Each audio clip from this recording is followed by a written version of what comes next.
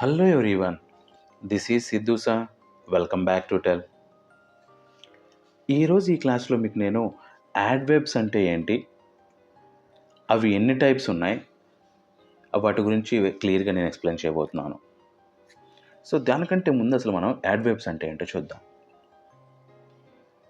Adverbs అంటే ఏంటంటే అవి కూడా వర్డ్సే.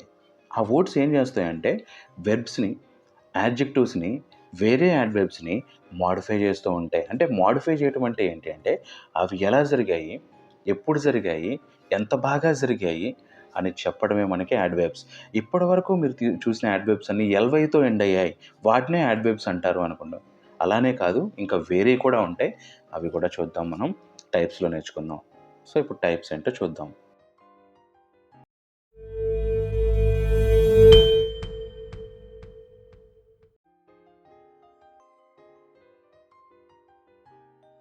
First type adverbs of manner. అంటే ఒక యాక్షన్ అనేది ఎలా జరిగింది అని చెప్పడం యాడ్వర్బ్స్ ఆఫ్ మేనర్లోకి వెళ్తుంది. ఇందులోనే మనకి ఎక్కువ ఎల్వైతో ఉండే వర్డ్సే ఉంటాయి.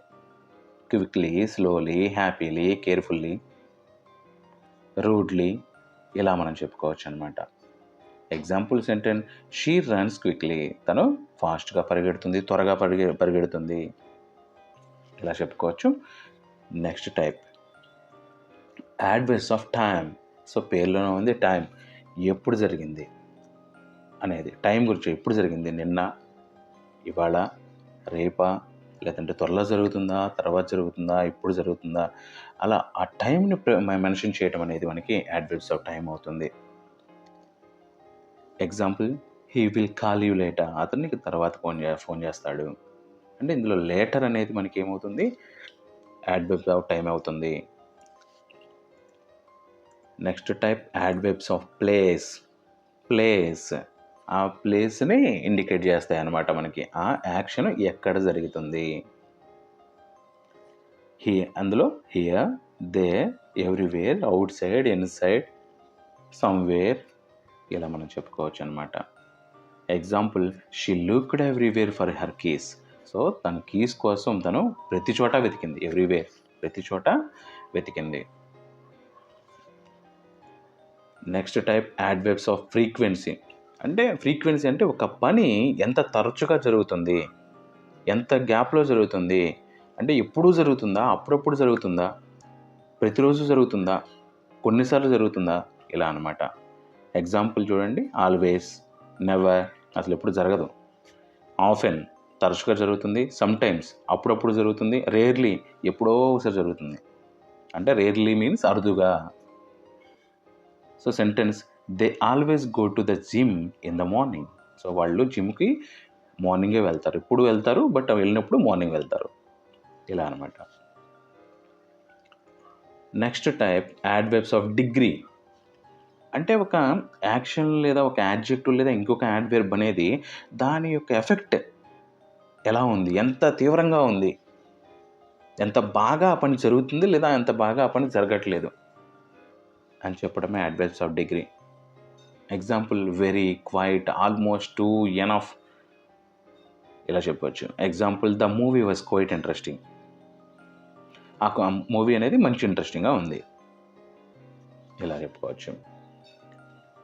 Next type adverbs of affirmation and negation. Affirmation means ఒక పని జరుగుతుంది అంటే పాజిటివ్గా చెప్పడం. నెగేషన్ మీన్స్ అది జరగదు లేదా లేదు, నాట్, నో అనే వర్డ్స్ వచ్చాయి. ఆ వర్డ్స్ వచ్చే సెంటెన్సెస్ అని నెగేషన్ అంటాం. అఫర్మేషన్ మీన్స్ జరుగుతుంది, పాజిటివ్గా చెప్పడం. సో వాటిని ఎక్స్ప్రెస్ చేస్తాం అనమాట మనకి. ఇప్పుడు ఎగ్జాంపుల్ చూస్తే yes, no, certainly, definitely, never. Sentence చూద్దాం. Example: he will certainly attend the meeting. అతను ఖచ్చితంగా మీటింగ్కి అటెండ్ అవుతాడు. ఈ సర్టైన్లీ బదులు డెఫినెట్లీ కూడా వాడచ్చు ఇందులో మనం.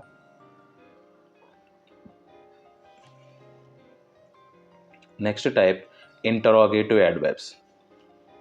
ఇంటరాగేటివ్ మీన్స్ అందులోనే ఉంది ఇంటరాగేటివ్. మీరు ఇంటరాగేటివ్ యాడ్జెక్టివ్స్లో కూడా చూసుంటారు మీకు.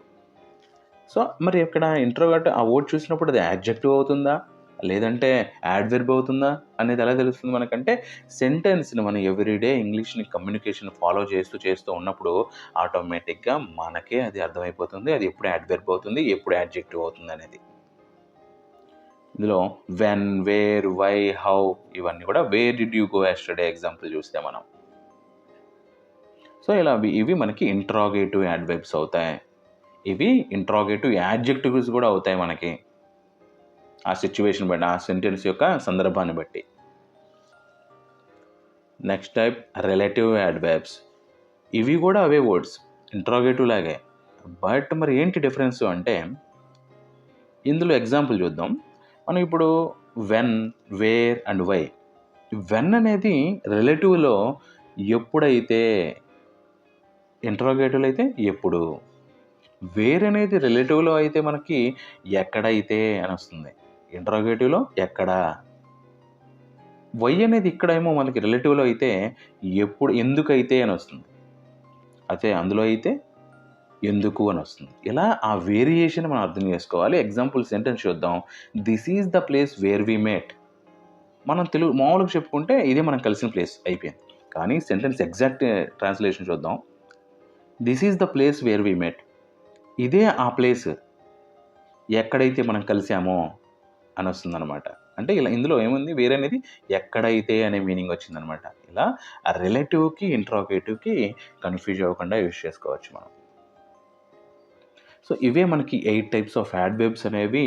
మనం ఈ యాడ్వర్బ్స్ కానీ, పార్ట్స్ ఆఫ్ స్పీచ్ అనేది మనకి చాలా చాలా ఇంపార్టెంట్. వీటిని మీరు రెగ్యులర్‌గా ఫాలో చేస్తూ ఉండండి. గ్రామర్‌ని కానీ, మనం ఎవ్రీడే చెప్పుకునే వొకాబులరీని కానీ, ఆర్ సాటర్‌డే చెప్పుకునే సెంటెన్సెస్ కానీ, ఇవన్నీ కంబైన్డ్‌గా మీరు ఫాలో అవుతుంటే మీ ఇంగ్లీష్ అనేది చాలా చాలా డెవలప్ అవుతుంది. అలా డెవలప్ చేయడం అనేది నా రెస్పాన్సిబిలిటీ.